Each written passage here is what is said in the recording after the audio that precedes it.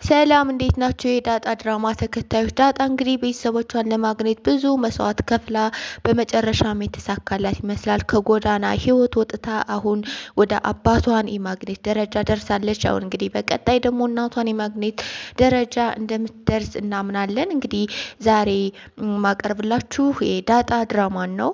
ኤቢ በጣም ተናዳለች በዳጣ ማለት ነው። ናታን ጋር ስላላቸው ግንኙነት በጣም ደስ አላላትም። እና እንግዲህ ኤቢ ከናታን ያላትን ነገር ለማስራቅ አንዴ መጽሐፉን ቀደደች ብላ ቪዲዮ ቀርጻ ለሱ አሳየችው። እሱ ግን አላመነም። አሁንም ደግሞ ወርቁን ውድ የሆኑ እቃዎችን ሰርቃ ዳጣ ናት ለማለት ለእናቷ እንድትነግራት እየሰራች ነው ማለት ነው።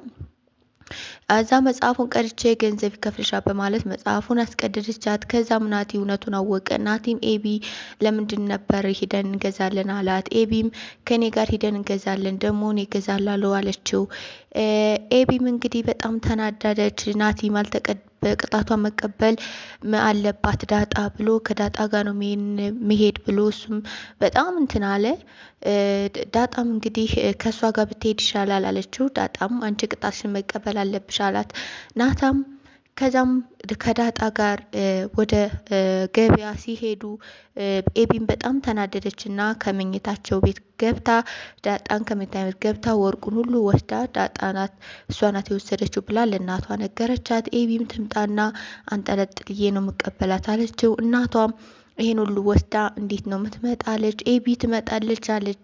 ጋሽ ደረጀም እርግጠኛ ናችሁ ወይ እሷን የወሰደችው እያለ ይከራከሩ ጀመረ። ከዛም ከትንሽ ደቂቃም በኋላ ናቲና ዳጣ በመንገድ ላይ እያሉ በጣም እየተዝናኑ ደስ እያላቸው እየመጡ ነው። ከቤትም እንግዲህ ለጋሽ ደረጀም ነግረውታል። ዳጣ ወርቁን ወስደዋለች ብለው ነገሩትኝ።